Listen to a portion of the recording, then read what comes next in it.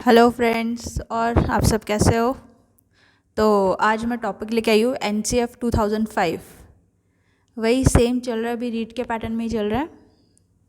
CDP and pedagogy and बाकी TET exam में भी काफ़ी हेल्पफुल है। नेशनल करिकुलम फ्रेमवर्क, इसमें हम क्या क्या डिस्कस करने वाले हैं, पहले वो टॉपिक्स देख रहे थे शॉर्ट में। फर्स्ट है NCF 2005, फिर है कॉमन डिस्कम्फर्ट्स, जो बच्चों को प्रॉब्लम्स होती है, जो डिस्कम्फर्ट्स मतलब दिखने पड़ते हैं। फिर जो गाइडिंग प्रिंसिपल्स आए थे, इसके अंदर कुछ 5 गाइडिंग प्रिंसिपल्स आए थे। लर्निंग एंड नॉलेज, फिर सब्जेक्ट्स का देखेंगे, फिर स्कूल एंड क्लास वाला इन्वायरमेंट कैसा होना चाहिए। National curriculum framework 2005 first topic है ये ना। National curriculum framework fourth NCF publish हुआ था, जो कि 2005 में हुआ था। टोटल कौन कौन से थे, एक तो 1975 में हुआ था, एक 1988, एक 2000 में, एंड लास्ट था ये अभी हुआ जो 2005 वाला है। NCERT ने पब्लिश किया था, ये तो हमें सबको पता ही है। The NCF 2005 document draws its policy basis from earlier government. NCF 2005 ने क्या किया था, तो 2000 के अंदर जो लिखा हुआ था उस पॉलिसी के बेसिस पे इन्होंने आगे कैरी ऑन किया था, ताकि बच्चों के ऊपर लर्निंग विदाउट बर्डन, जो बोलते हैं पढ़ाई होनी चाहिए लेकिन बर्डन नहीं होना चाहिए बच्चों के ऊपर, आगे कैरी ऑन किया गया। और इसका ग्रुप डिस्कशन भी, और इसको अप्रोच लगाया गया है पूरे एजुकेशन सिस्टम, मतलब ना कि सिर्फ स्टेट लेवल डिस्ट्रिक्ट लेवल पे नहीं, फुल एजुकेशन सिस्टम पे इसको अप्लाई करा गया। और ये NCF 2005 कौन लेके आया था, ये लेके आए थे प्रोफेसर यशपाल जी। ये इनका कब 1926 में बॉर्न हुए थे और 2017 में इनकी डेथ हो गई थी। ये एक साइंटिस्ट थे, एडुकेटर एंड एडुकेशनिस्ट भी थे। NCF 2005 has been translated into 22 languages and has influenced the syllabi in 17 states. इसको 22 लैंग्वेज में ट्रांसलेट किया गया था और 17 स्टेट्स में इसको लागू किया गया। और NCERT ने हर एक स्टेट को 10 लाख रुपए प्रोवाइड किए थे, ताकि इसको स्टेट लैंग्वेज में प्रमोट किया जाए और सिलेबस को कंपेयर किया जाए। और इसको साथ में एक एक्सरसाइज हुई थी, जिसमें जो भी ट्रेनिंग, रिसर्च एंड ट्रेनिंग, मतलब जहाँ पे टीचर की ट्रेनिंग्स होती है, जैसे SCERT हो गया, ये स्टेट लेवल वाला हो गया, फिर डिस्ट्रिक्ट लेवल वाला हो गया, डाइट, इन सब में भी इनको लेके गया था, इनका सबका इन्वॉल्वमेंट भी था इसके अंदर। फिर है common sources of physical discomfort. पहला है long distance between school and home, so long walks to school. कहने का मतलब ये है कि बच्चे को काफ़ी टाइम लगता था स्कूल पहुंचने के लिए, डिस्टेंस बहुत मैटर करता है, इतना टाइम वेस्ट होता है, इतनी दूर से बच्चा चल के आता है। तो इसके लिए कोशिश की गई कि इतना दूर ना हो, स्कूल घर के पास रहे थोड़े। दूसरा पॉइंट है heavy school bag. School bags इतना हैवी हो जाता है तो बच्चा ऑलरेडी इतना परेशान हो जाएगा, तो पढ़ने में कहाँ उसका इतना ध्यान होगा ना, परेशान हो जाएगा भाई, हैवी स्कूल बैग ये छोटे छोटे बच्चों के ऊपर, तो उसका बर्डन कम किया जाए। Lack of infrastructure including no availability of books for reading and writing. अगर इंफ्रास्ट्रक्चर ही अच्छा नहीं होगा स्कूल का, तो बच्चा कहाँ से पढ़ेगा भाई, टूटा फूटा सब कुछ होगा, तो बच्चे को तकलीफ़ होगी इस चीज़ में। और बुक्स अवेलेबल नहीं है पढ़ने लिखने के लिए। बैडली डिज़ाइन फर्नीचर, इससे क्या होता था कि अगर भाई फर्नीचर अच्छे से नहीं है, टूटा फूटा है, कहीं से कील निकल रहा है, कहीं से कुछ निकल रहा है, तो बच्चा उसके टकराता है, कभी उसे क्रैम्प पड़ जाते हैं, कभी उसके लेग्स में लग गई, नीज़ में लग गई, तो उसको हर्ट करता है। ये सब भी इम्प्रूव होना चाहिए, क्योंकि इससे बच्चे को बहुत डिस्कम्फर्ट देखना पड़ता है। टाइम टेबल भी अच्छे से बनना चाहिए कि बच्चों को मौका मिले खेलने का, स्पोर्ट्स के अंदर पार्टिसिपेट करने का चांस मिले। पर टाइम टेबल ऐसा हुआ करता था कि बस सिर्फ पढ़ते रहो पढ़ते रहो पढ़ते रहो, बोलते ना कंटिन्यू, उनको बिना ब्रेक के रगड़ते रहो बच्चों को, ये भी बहुत गलत था। और कुछ गर्ल्स को स्पोर्ट्स में इन सब में इनक्रेज नहीं किया जाता था, इनको उन सब से दूर रखा जाता था। फिर गर्ल्स के लिए टॉयलेट्स नहीं होते थे, उनकी सैनिटरी रिक्वायरमेंट्स पूरी नहीं होती थी, और एक फ़िज़िकल पनिशमेंट जिसमें बच्चों को मारना और पता नहीं क्या क्या फ़िज़िकल, जैसे मुर्गा मुर्गी बनाना, ये सब भी होते थे। ये सब नहीं होनी चाहिए एक्चुअली। ये सारे डिस्कम्फर्ट्स हमने देख लिए हैं। अब 5 गाइडिंग प्रिंसिपल्स दिए थे एनसीएफ 2005 ने, जिसमें पहला प्रिंसिपल है ensuring that learning shifts away from rote method. पहला प्रिंसिपल ये कहना चाहता है कि बच्चे को लर्निंग ऐसे करवाओ कि उसको रट्टा, जो बोलता है ना रट्टाफिकेशन, जो बोलता है रट्टा मारना, जो रट्टा मारता है उससे दूर रखो, उसको अच्छे से पढ़ाओ, लर्निंग रखो, लेकिन रट्टा मारने वाला मेथड हटाओ, रट्टा ना मारे। फिर है connecting knowledge to life outside the school. और फिर जो नॉलेज है वो सिर्फ स्कूल में और उसके बुक्स तक नहीं रहे, उसको बाकी भी नॉलेज प्रोवाइड करवाया जाए। थर्ड है enriching the curriculum so that it goes beyond text book. मतलब करिकुलम एक्टिविटीज़ प्रोवाइड करवाओ, बच्चों में डिबेट्स करवाओ, कुछ भी करवाओ कि बच्चा हर चीज़ से बोलते ना वाकिफ रहे, बच्चे को हर चीज़ का नॉलेज हो, ना कि सिर्फ टेक्स्ट बुक तक ही बोलते ना सीमित है, वहाँ तक नहीं होना चाहिए।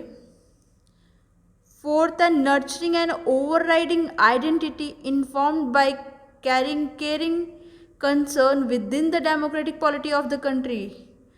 बच्चे की एक आइडेंटिटी बिल्ड करनी है, ना कि और वहाँ पे क्या चल रहा है हमारी कंट्री में, हर चीज़ का उसको नॉलेज प्रोवाइड करवाया जाए।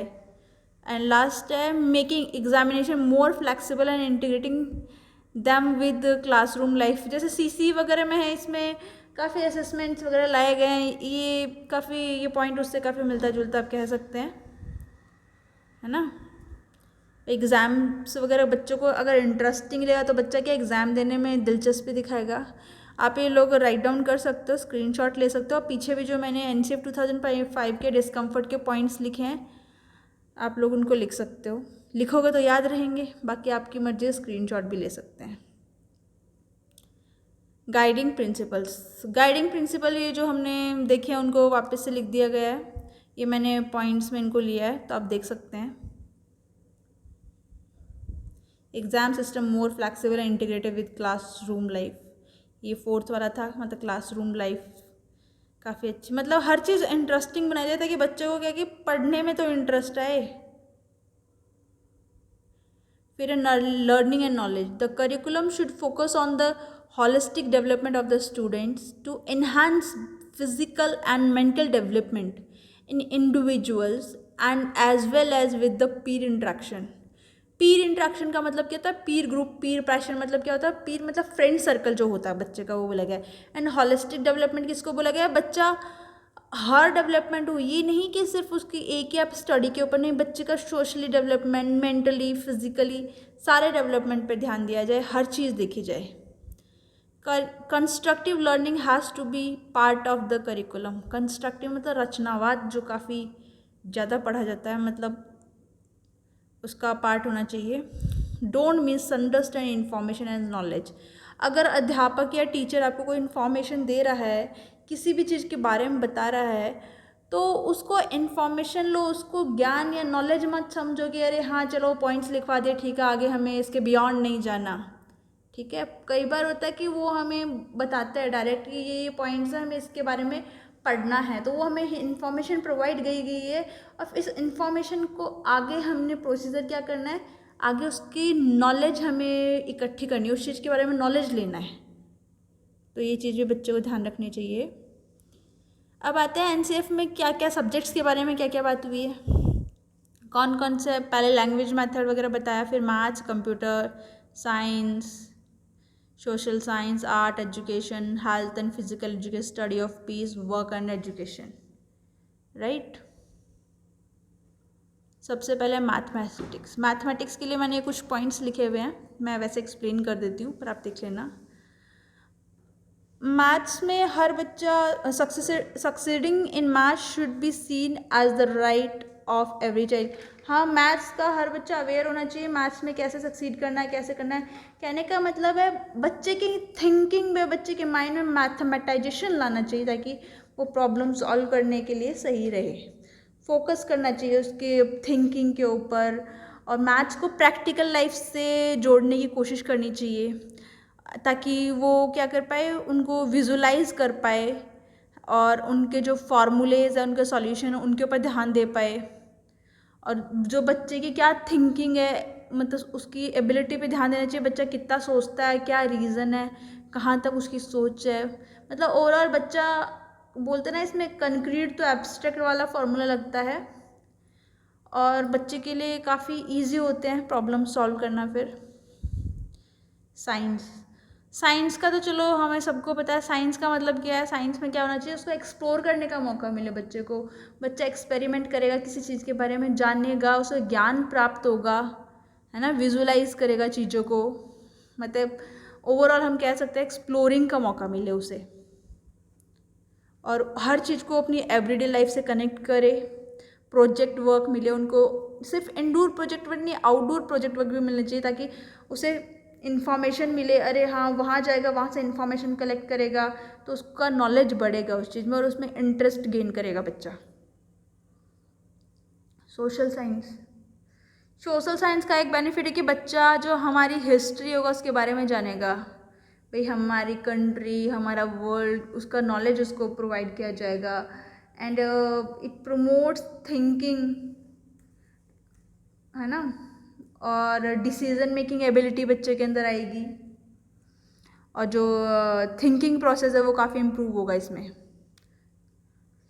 आर्ट एजुकेशन, आर्ट एजुकेशन में मतलब उसको डांस में, जो भी आर्ट एंड क्राफ्ट हो गए, थिएटर, इन सब के अंदर इंटरेस्ट लेना चाहिए ना, सिंगिंग, कुछ भी जो भी अपने एक्स्ट्रा करिकुलर एक्टिविटीज़ होती है।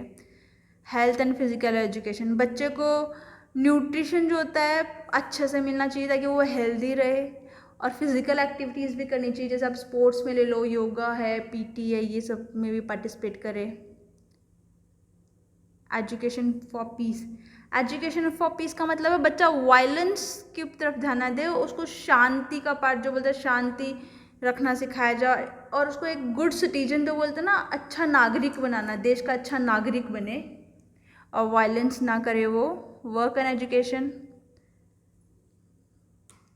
वर्क एंड एजुकेशन में हम नेसेसरी स्किल्स आ जाती है। Should be promoted for practical life, मतलब वो अपनी प्रैक्टिकल लाइफ में हमें कैसे करना उससे रिलेट कर सकता है। तो ये सब्जेक्ट्स हो गए।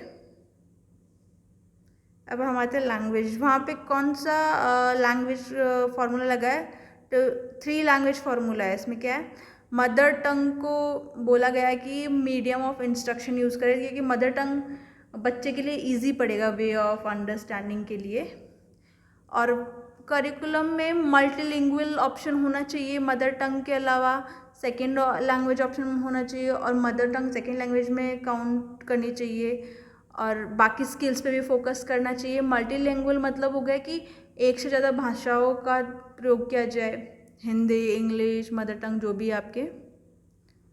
फिर आता है स्कूल एंड क्लासरूम इन्वायरमेंट पे, कैसा होना चाहिए भाई बच्चे के लिए, क्या क्या रिसोर्सेज अवेलेबल होने चाहिए। सबसे पहले text books and books, libraries, laboratories, media and ICT, media and ICT हम कंप्यूटर लैब्स वगैरह होनी चाहिए, मतलब कंप्यूटर लैब्स में सारी फैसिलिटीज़ आ जाती है ना। बाकी teacher, profession, independence of use of materials का कैसे, कहाँ, मतलब बोलते हैं ना, थियोरेटिकल नहीं प्रैक्टिकल चीज़ें करवाना, मतलब प्रैक्टिकल लाइफ में बच्चा सीखेगा तो वो उसके लिए बहुत इजी पड़ेगा।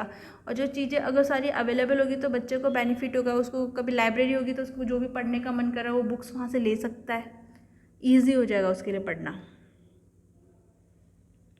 अवेलेबल। और बोलते ना, अच्छी मटेरियल की इंफ्रास्ट्रक्चर अच्छा होना चाहिए वहाँ पे, जो भी फर्नीचर है वो उनका अच्छा मिलना चाहिए, डेली की जो प्लानिंग शेड्यूल, हर चीज़ परफेक्ट होनी चाहिए, और बच्चे को नर्चर करने पे फोकस करना चाहिए। और उनका एक बोलते ना, discuss need for providing space to parents and community. हाँ, ये भी बहुत अच्छा पॉइंट्स है, आप हमें पीटीएम में काउंट कर सकते हैं जैसे, है ना, पीटीएम टाइप ही हो गया। तो ये सारे आप नोट्स के लिए भी यूज़ कर सकते हैं, पॉइंट्स लिख सकते हैं, काफ़ी अच्छे पॉइंट्स हैं, ये आपके बहुत हेल्पफुल होगा रीट में, टैट में, यूपी टैट, सी टैट, इन सब में काफ़ी हेल्पफुल होगा आप लोगों के लिए। आई होप आपको सबको बहुत अच्छा लगा होगा आज का क्लास। ठीक है, thank you so much for watching this, thank you and stay safe and stay healthy.